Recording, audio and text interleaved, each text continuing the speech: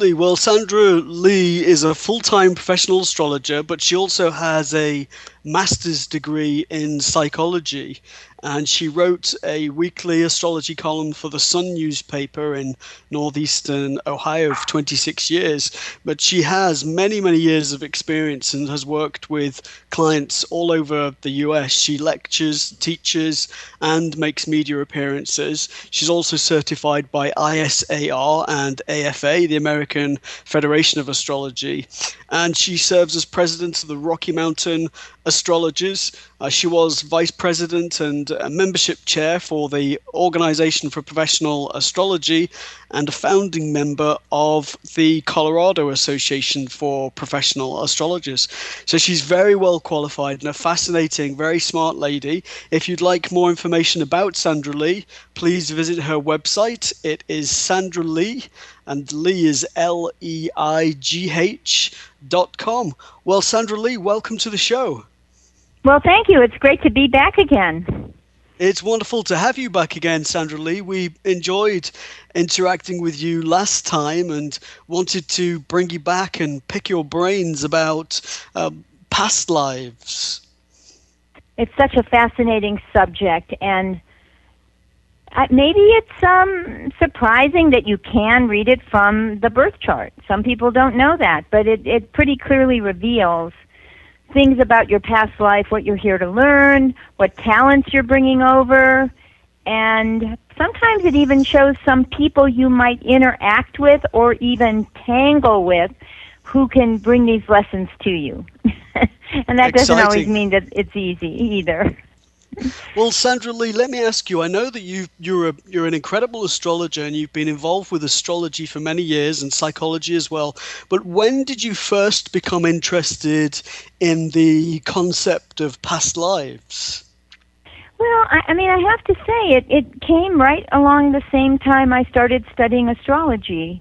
I was very interested in Eastern philosophy and Eastern religions, and that's one of the major principles of their religion and beliefs, that you're not done when you leave the planet, you're not finished. Some people might be. Most people aren't. You have to come back and work at it till you get it right. But do you believe that each lifetime, in effect, is just part of the overall journey, that it's just one experience of many? I do, and I think there is such a thing as an oversoul, and here I'm probably quoting Jane Roberts, who wrote the Seth books many, many years ago and talked about oversouls. And I do believe there is such a thing as an oversoul that kind of oversees whatever it is, it helps direct your life and helps you, go on the path that's kind of set out for you at birth. And I also believe that we do choose our parents.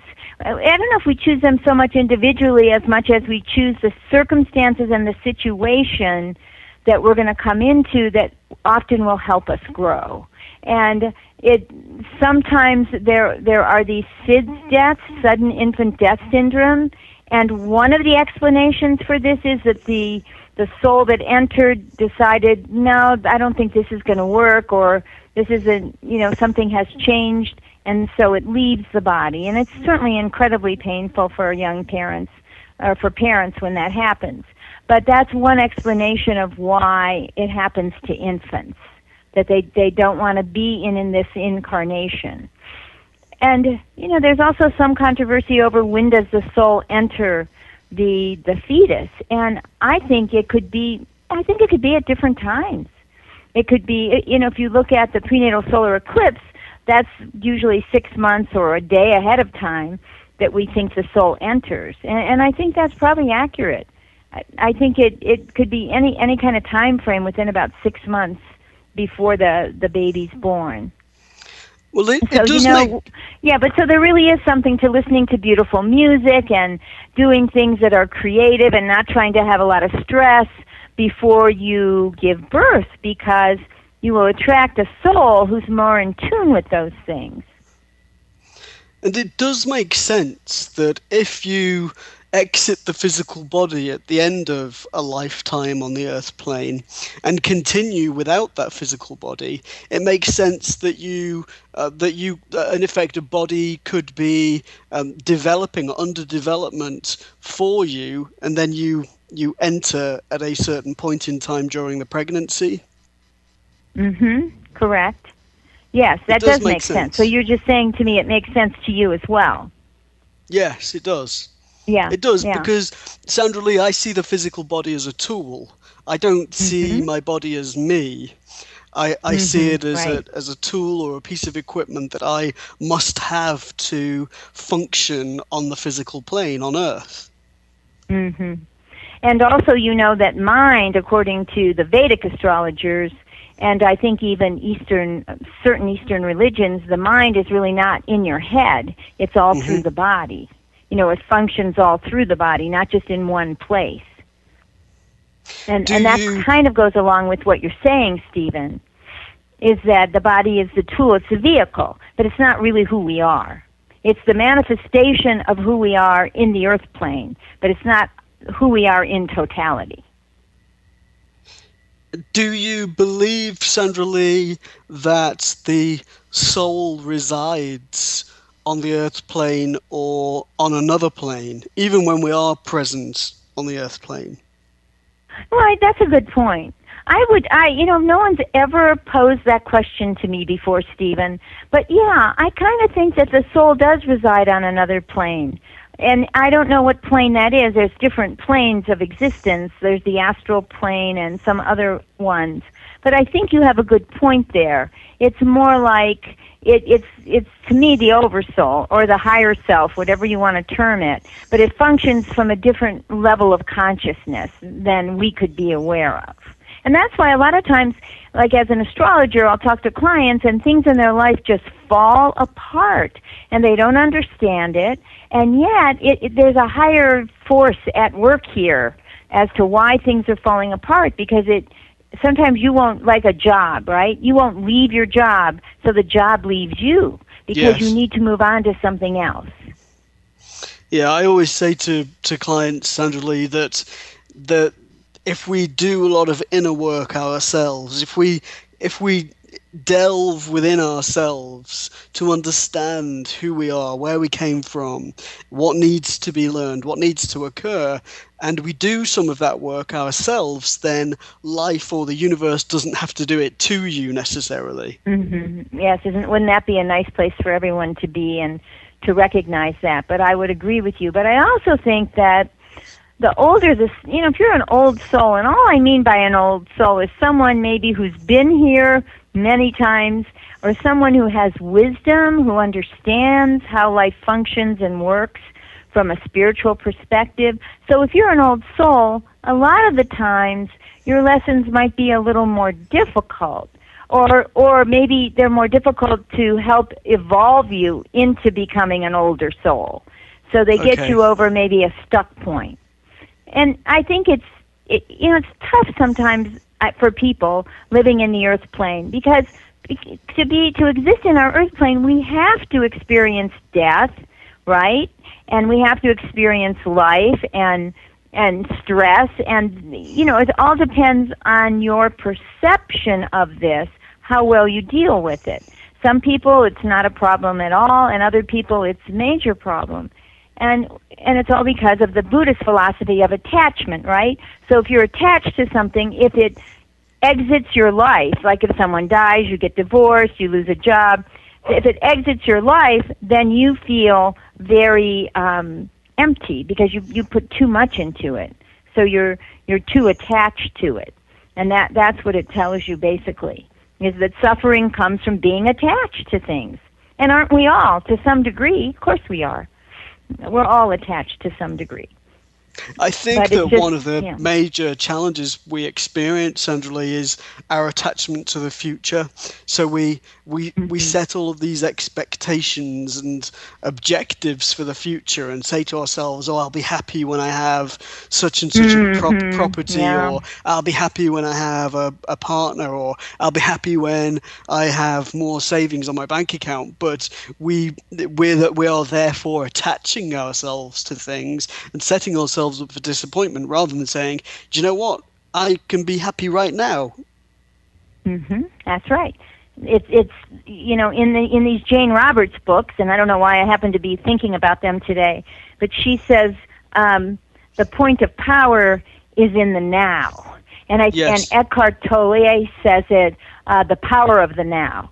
So they're all really on the same theme, that you're right, in this moment, but also in the moment, you can, Stephen, break habitual pattern. And habitual pattern is how you might respond to something that's going on, like the person in front of you in a car cuts you off.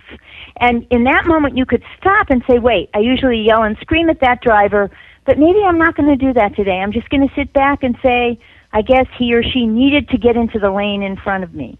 That's breaking habitual pattern, and that is very powerful. Yes, just saying, well, it's not about me. It's something going on with that person. They were in a rush, or they're having a bad day, or they're feeling aggressive, whatever it is. But it's not mine. It's not It's my not stuff. mine, It's not so about me. why should I why should I respond in a way that is so negative? Why can't I take a higher road here? But that's hard. It's easy for me to say that, but it's hard for most people to do that. They don't do that very well because I think they get caught up in it, like you said. You get caught up in the energy of the moment, but your power is in the moment.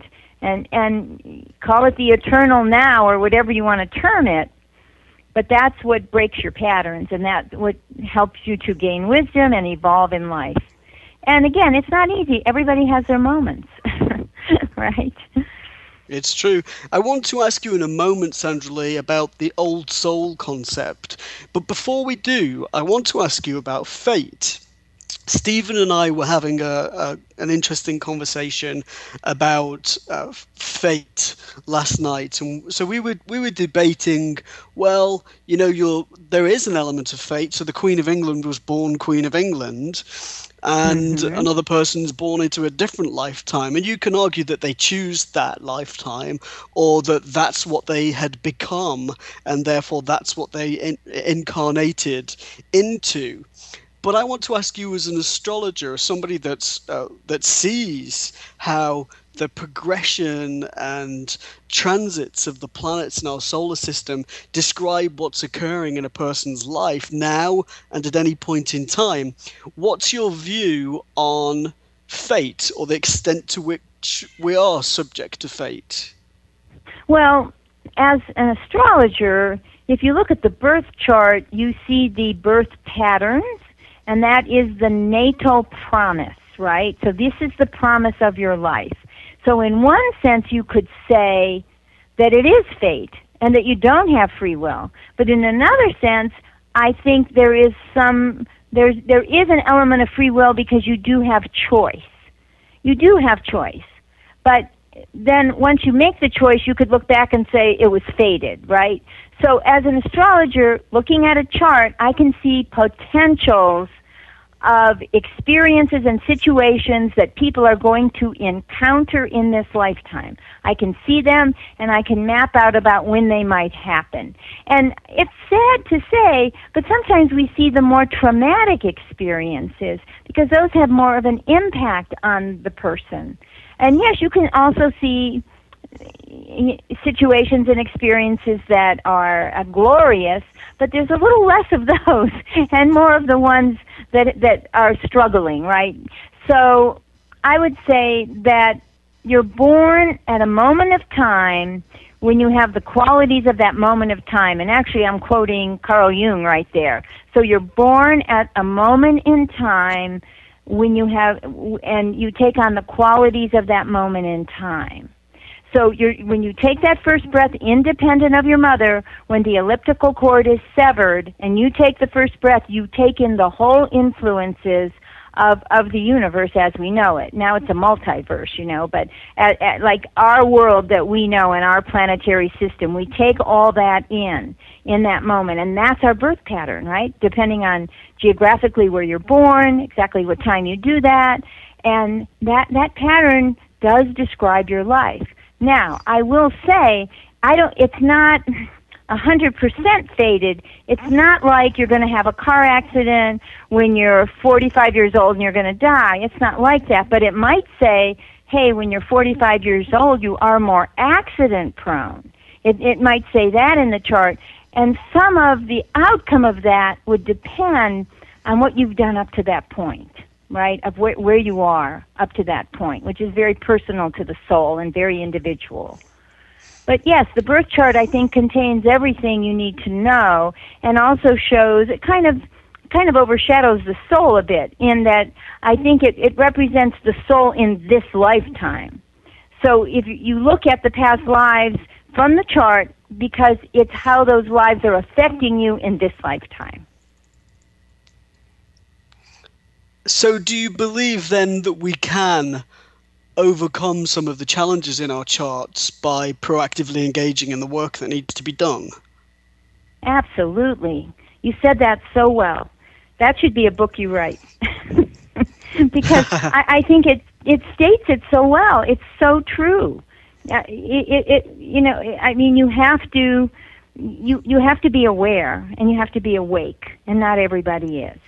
And maybe they're not supposed to be. There are baby souls out there because they're new to the earth plane, or they take a lot longer to learn the lessons. So they're baby souls. They're not mature souls or souls. And it doesn't make one soul better than the other. I don't want to make it a status thing or a rank, because that's not fair. I mean, we're all here with some type of purpose, something we want to either accomplish, experience, or produce as a talent. I mean, we all have that in common. But being aware, it's easy for us to have this discussion, but it's difficult for, say, for a lot of people to have that awareness, right? That's a raise of consciousness there. And, you look at where our consciousness is now, and where was it 60 years ago? What a different world we live in. There's much more equality for the sexes in employment. I mean, we could go on and on. Technology has totally changed our world. So we keep evolving as a society, but we also keep evolving individually as people. But again, awareness is everything, and for some people, they can expand their awareness.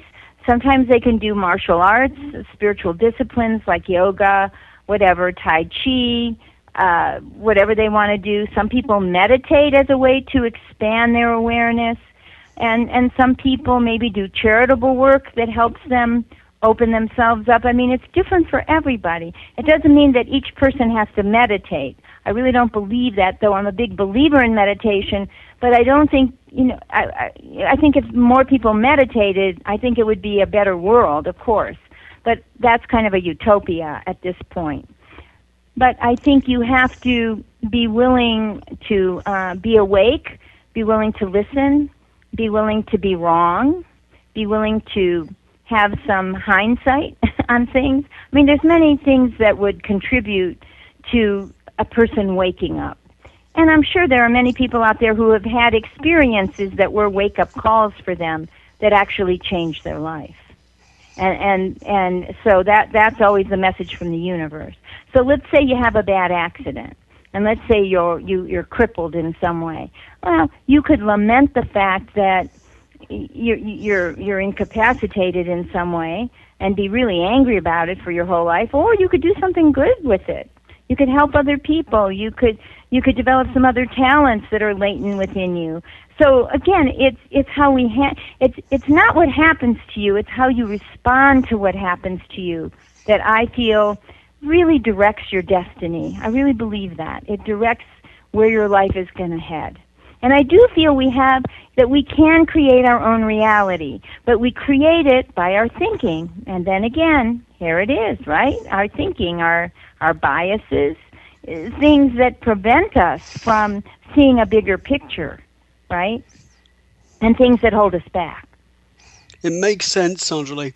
Now, Sandra-Leigh, I want to ask you in a moment about, or I want to ask you how we can gain insight into the development of our souls, and insight into past lives. But before I ask you that, I wanted to say, would you be comfortable? Could we do that by looking at my co-hosts, Stephen and Maureen? Sure. Would you be able to look at their charts and explain to us, or give us an example, but explain to us how we can gain this form of insight? Okay, sure. We can do that. Okay, well, I'll give you, firstly, if we can look at Stephen. He was born on the 23rd of August 1975 at 1:48 a.m. in New Bern, North Carolina. N-E-U-B-U-R-N? New, and then another word, B-E-R-N, yes. Oh, B-E-R-N. Okay, let me see if I can find it in my atlas here. It's in Craven County, is that correct? That's correct, I think, yes. Okay. Yeah. Okay, so I put his chart in. And if you just say, Sandra-Leigh, oh, he was a prostitute for many lifetimes, I'll pay you $100. Well, it's interesting you said that, because you can see that in a chart, and it's often squares with Pluto and Venus and sometimes with the moon. So yeah, sometimes that does show up in a chart. Well, you know, I'll tell you something funny, see that. But I'm sorry. I'll tell you something funny. Stephen and I were both studying Firmicus Maternus, and according to Firmicus Maternus, Stephen should be somebody that commits matricide, and I should be a male prostitute. So we were laughing about the Firmicus Maternus information. Although there's a lot of wonderful information in the text, we were just laughing about that. But yeah, please go ahead. And that was based on what? Your planetary aspects, or what? Or the day you were born?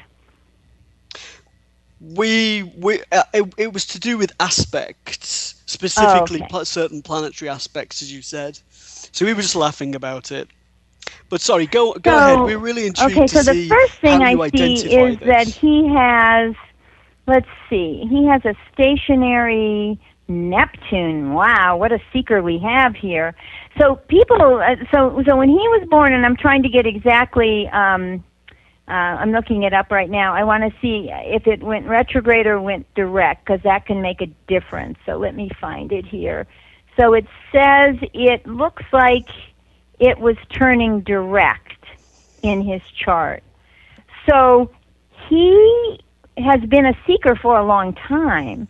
He's had interest in the health fields in the past as well. The thing that struck me was his sun degree was in the very last degree of Leo. So in this lifetime, he has to learn a lot about ego as well as being humble. He has to find the balance. This is like almost a last chance lifetime to learn about his ego and to get it, get it under control. Basically, is what it says. He has an exalted moon in his chart at the very top of his chart in Pisces.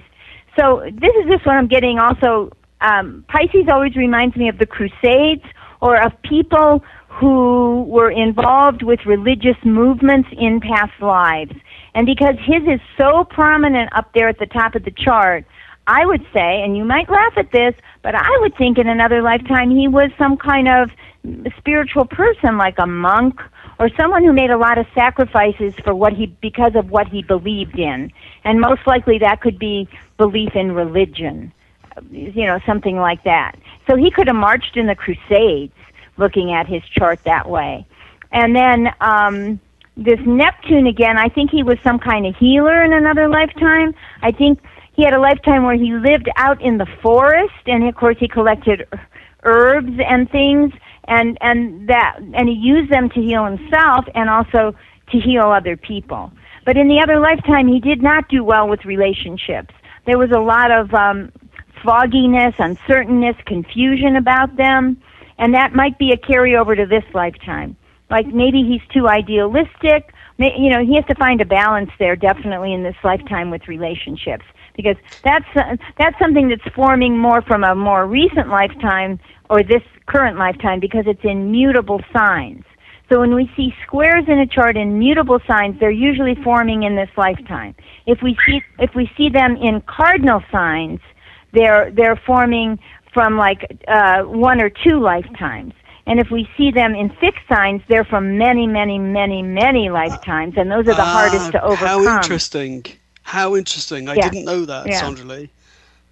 Yeah. Okay. So because the fixed signs deal a lot with ego and willpower and will, and they're more stubborn, right? So those are the harder ones to overcome, whereas his are mutable. So you overcome mutable squares, and he has them with Venus, Neptune, and Mars, and you overcome them by thinking about it, studying, getting information, learning about it, things like that. You know, so it's working with the mind in this lifetime, communicating, gathering knowledge.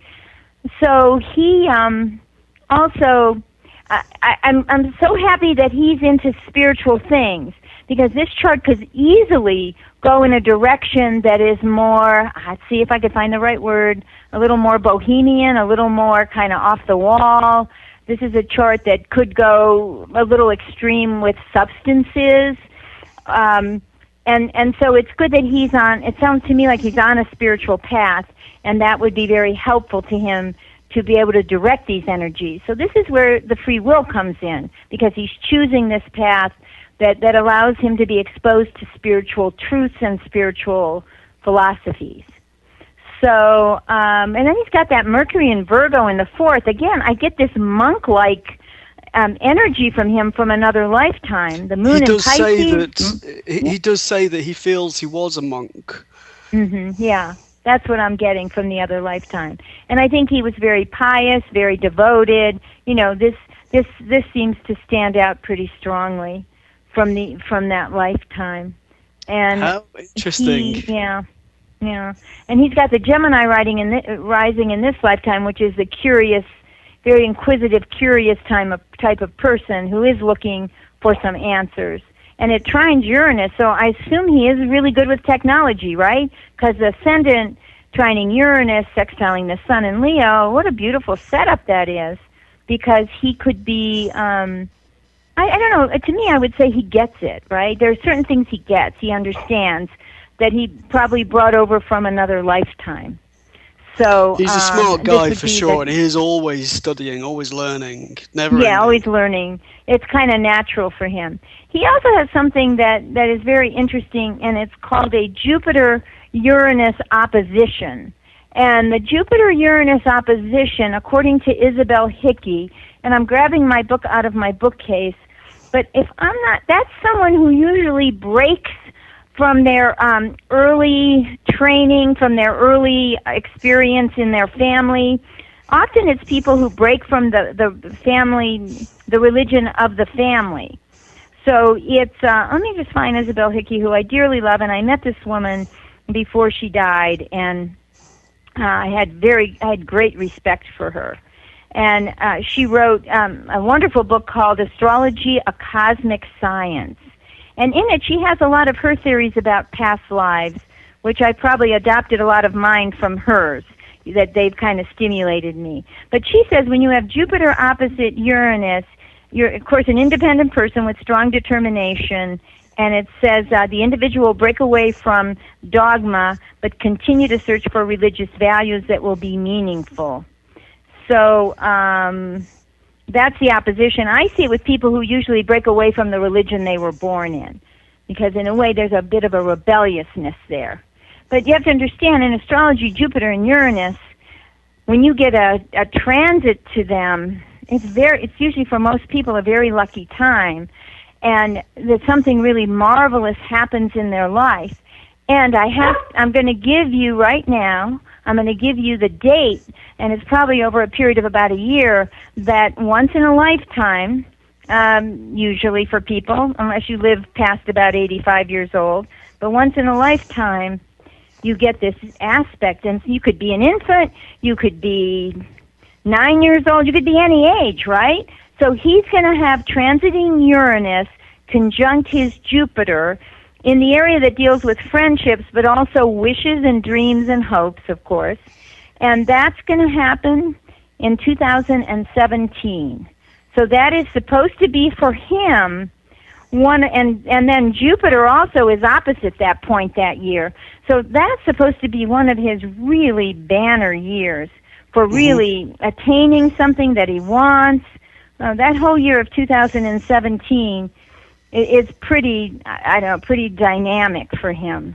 So he there's going to be a big turning point in his life in a very positive way in that year. Excellent. And wonderful. Yeah. Well, thank you, Sandra-Leigh. Yeah. Well, we're going to take a short break, Sandra-Leigh, if you don't mind. Okay. It's just very brief, and then I would love to ask you to do the same with... A new era in psychic services has begun. PsychicAccess.com. You can connect with our psychic advisors by telephone or chat 24 hours a day, 7 days a week. All of our psychic advisors are interviewed, fully verified, and accuracy tested, assuring you quality service. We're living in some very troubled times right now. More and more, the world's problems are affecting us on a personal level. You don't have to deal with this alone. Our highly accurate psychics, caring advisors, and talented mediums can help with situations you are currently experiencing and can let you know what the future may hold for you. All new customers get a free 6-minute reading. All you have to do is register. Why not visit us now and get a free reading at PsychicAccess.com. Well, welcome back, Sandra-Leigh. I mean, everyone's very excited about this because we're, not that we're interested in ourselves, but it is wonderful to get your view on our past lives, etc. Well, I've got Maureen's data here, Sandra-Leigh, if you would like that now. Okay, let's do Maureen. So Okay. Maureen was born on August the 1st, 1960 at 7:40 p.m. in Henderson, Nevada. Okay, 7:40 in Henderson. Yes. All right, Maureen, let's see. So, Maureen, do you work as a psychic? Yes, I am. Yes. Because you have a chart of someone who who easily connects to other people very easily. You have the chart of a counselor, right? Someone who, but often psychics have this kind of chart as well. Mm-hmm. So, okay, now I'm reading your chart, and I also get some flashes that come in with it, so I could admit that there is some psychic ability here. But I see this very powerful Mars in your chart on your IC, in the home area, and I do believe there was a lifetime that you might have died in a fire of some type. Mm-hmm. So always, and I don't think it would happen in this lifetime, but I would say always in this lifetime, I don't think you're a smoker, but to stay away from. You are? I am. But not only that is, I had stage 3 melanoma in 1974, skin cancer, which is interesting because that's. Yeah. It's interesting because fire and sun and. I don't know. Yeah, because it's Mars opposite your moon sign. And so you had some bad experience in a past life. It looks like it might have been fire. It could have been a volcano fire. There's different types of fire, right? So let me go into your chart. So you're very much a rebel. You know that as far as your values and how you see life and things like that. And you have, let's see, I have to say that in another lifetime, you were very privileged. And you could, now, seriously, you could have either been royalty, and again, I don't believe that everybody's royalty. I don't believe that, people who say I was Napoleon, I don't believe any of that. But in your chart, you definitely have some kind of royal connection. And so you lived a life that was very privileged and very, financially easy on you. That was the other life. Also, I see you as a male holding a book, and you have glasses on, and you're very scholarly. So I have to say that I really believe in another lifetime you taught people. You disseminated knowledge to people. I mean, not just information, right, but knowledge. And you had the book of knowledge. That's what I see in your hands. I don't know if you read the Akashic Records. I wonder if that's what I'm picking up. Well, that's interesting you bring that up. I just had a brand new client reach out to me out of nowhere and asked me if I could read those cards. Yeah. Interesting you bring it up. But see, I think you might have done that before, so you're getting into that again now. Yeah, this is lovely. I love it. Yes, go on. And then, let's see, what else is here? But you also had a lifetime where you did have a lot of power, like you were someone in a position of authority. But in that lifetime, you didn't always... I was bad. You misused that authority a bit. I was bad. So, I think so. It was probably bad.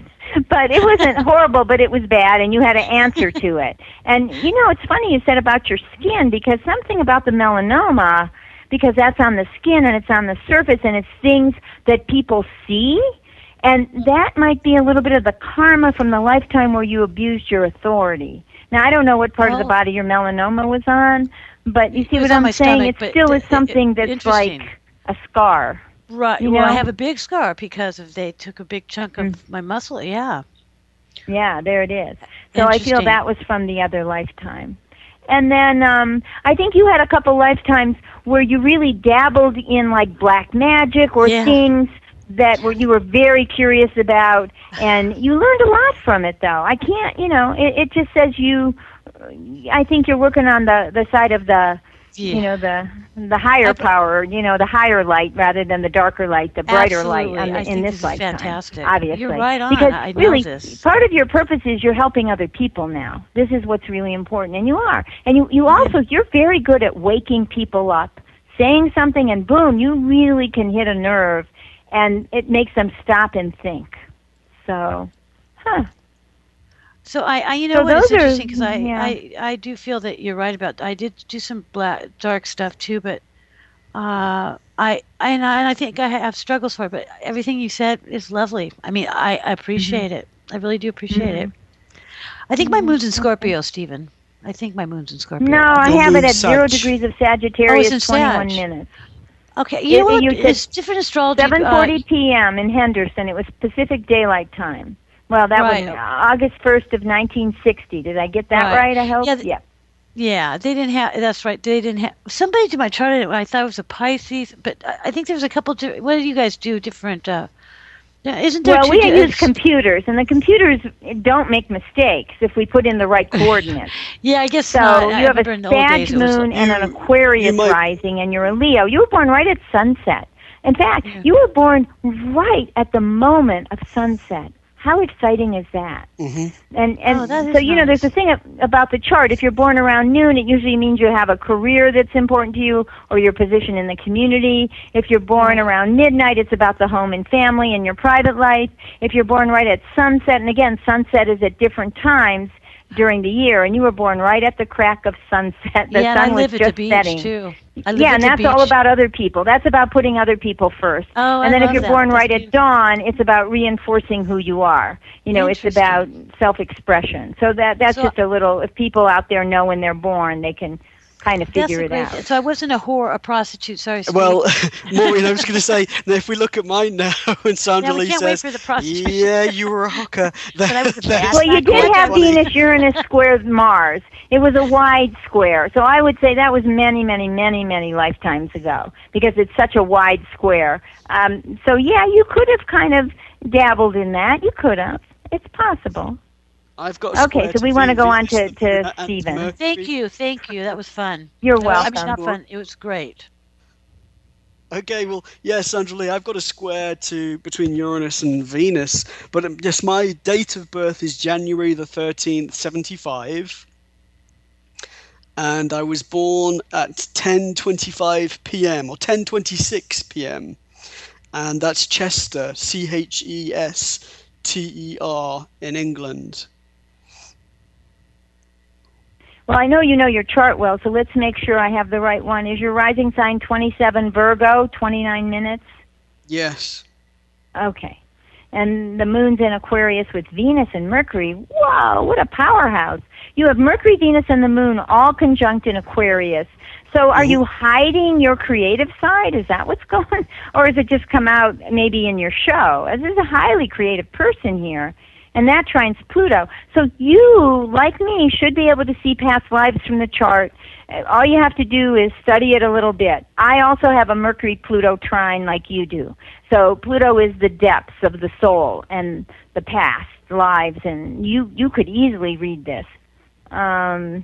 You have a powerful chart, of course, but you knew that. But you also have an angular Mars, so I don't get the fire for you so much, but you know what I get? I get like one of the Three Musketeers or somebody like that who's roaming around the countryside, always on the move. That's what I get with you from another lifetime. I get that kind of motion, that you're always moving. Or you could have been a gypsy. You know, it felt like you moved around from camp to camp and didn't necessarily stay in one life in one very significant lifetime.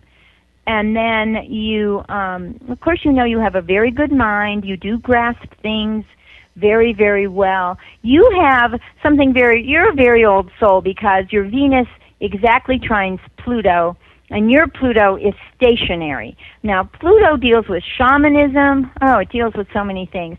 Shamanism, and it says it's stationary retrograde according to my look at it. So you have very, very deep knowledge and very deep power, very subtle power that people don't see on the surface with you. So this could be something from another lifetime where you definitely worked with these energies, what I call the unseen energies, very powerful here, and it. I feel like you were a person that in a disaster they called you because you were able to rebuild everything. You were able to put everything back together. And so, you know, I don't know what that means to a past life, but there was something like that. You did it very well. And you certainly, not only does your chart tell me that you dealt in not just shamanism, right, but other spiritual disciplines in another lifetime, but sit down because you perfected them. You absolutely perfected these things. And so in this lifetime, Stephen, it's a gift to you. This is a gift you have. So just the fact that you do this radio show, that you're a very popular astrologer yourself, and the other things you do, I'm going to say it wasn't that hard for you to come by those things in this lifetime, because you have a beautiful trine between Jupiter and Saturn in your work area and career area. So you could say, well, yeah, I'm sure you worked hard because you studied and all this, but some things in your life just fell into place that brought you where you are now. Because that's that Jupiter. Yeah, beautiful. It's true, beautiful. Yes. And I always had really strong beliefs. As I didn't have a religious education, or my parents weren't church going, but I always just had really strong beliefs. Even as a kid, as far back as I can remember, I was adamant about certain beliefs in spirit and the afterlife, etc. See, you have these three planets in Aquarius, Moon, Venus, Mercury, trining Pluto, right? And then you've got Neptune and the North Node on the midpoint of that. Or in other words, the Neptune forms a sextile to the Aquarius planets and to the Pluto in Libra. So it's right on the midpoint, very highly spiritual, very highly evolved, honestly. That's how I would see your chart. And it in another lifetime, a lot of your ideas were not accepted. People didn't understand you, and so you were very much rejected. In this lifetime, you have a lot with publishing, writing. You have ideas that are on a grander scale that you can get to the masses with. That because of that North Node in your third house in Sagittarius, the sign of publishing and the higher knowledge, I call it, the higher laws of the world, of the universe. So, but your South Node's in the ninth, and so that says in another lifetime, again, you had all these ideas, but people they weren't ready to accept them. So this is the lifetime where the acceptance is by most people. That's what I feel that. I feel that this lifetime or this time, it represents an enormous opportunity to bring metaphysics, the value of metaphysics, to the masses. Yeah. That's what I feel. And that's what you're doing. It's something that should be fully integrated into education and all manner of fields. And I don't know where exactly you live, but with this Mars in Sagittarius in your 4th house, you really need to, it's funny, I would think you need to, it's sort of a double-edged sword, because Mars to me is you need to live in an area where there's a lot of activity, but the Sagittarius says you need your own little sanctuary within that area, right? That's what I do. So because, so it's like combining those energies, which not everyone could do, right? Only some people can do that. And then you have your sun opposed Saturn. So that means that, unfortunately, authority and how you maybe haven't accepted authority. There's a lot about authority and being accepted sometimes by people. And Sun opposite Saturn says skin, teeth, bones, and knees. So in this lifetime, you may struggle with one of those things. And it doesn't have to be anything horrible, but, make sure you go to the dentist. Make sure that your back's not hurting you as you get older, whatever. But that's Saturn. Saturn is so much the structure of the body. And with the sun opposite it, it's a wide opposition, but it's still an opposition. So it just says those are things you pay attention to. So again, past lives, I see a healer in you from a past life with the Jupiter. I see somebody who, I believe, you had a lifetime where you had to sacrifice family. You had to sacrifice family in order to achieve something in that other lifetime. That's the Saturn retrograde in Cancer, is what that I can tell you represents. something very interesting about that. Before I met my first partner, I had a very vivid dream. I was living in the south of Spain. I was at a dinner table with all of my family. There were many people at the table, and I knew that I was leaving the family. I was going to study medicine, but I was going a long distance from home. And I remember seeing a guy at the other end of the dinner table. And a week later, I was in London, and I saw him, and he became my first partner. Wow. Yeah. And he walked, there was a very busy train station. It was packed. And I was getting off a train, he was getting off a train, but we were a great distance from each other. And I saw him, and I just thought, this is him from the dream, from a dinner table in Spain. And he just walked straight over to me through the crowds, shook my hand and said, "Hi, my name's Antonio," and he was from Seville. Yeah, I've had some very interesting experiences like that with memories and dreams and people coming back into my life.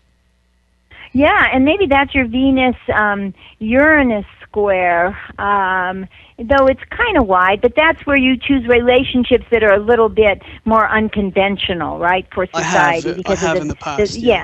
Yeah, that's the Venus-Uranus square. And I have the Venus-Uranus opposition, but I always tend to like people who have lifestyles that are very different, unique, unusual. I like that. So, but Uranus is also the planet of astrology. Some people look at Mercury as a planet of astrology, but I really think it's Uranus. I do as well. Yeah, I think do as well. Well, Sandra-Leigh, this has been amazing.